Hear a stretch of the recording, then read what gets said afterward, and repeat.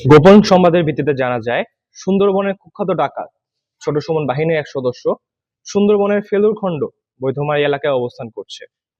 প্রাপ্ত তথ্যের ভিত্তিতে গত 22 মার্চ 2026 তারিখ রবিবার বিকাল 3টায় কোস্টগার্ড বেস মংলা ও স্টেশন হারবারিয়া কর্তৃক বাগেরহাটের মংলা থানাধীন বৈধমারী বাজার সংলগ্ন এলাকায় একটি বিশেষ অভিযান পরিচালনা করা হয়।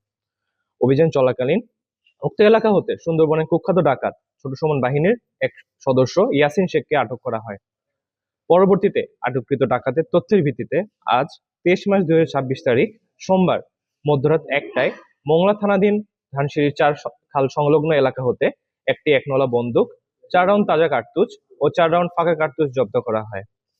আটককৃত ডাকাত ইয়াসিন শেখ বাগেরহাট জেলার মংলা থানার বাসিন্দা। সে দীর্ঘদিন যাবৎ ছোট সুমন বাহিনীর সঙ্গে ডাকাতি এবং ডাকাত দলকে অস্ত্র, গোলাবারুদ ও রসদ সরবরাহের মাধ্যমে সহযোগিতা করে আসছিল। জব্দকৃত আলামত ও আটককৃত ডাকাতের পরবর্তী আইনানুগ ব্যবস্থা গ্রহণের কার্যক্রম প্রক্রিয়াধীন রয়েছে।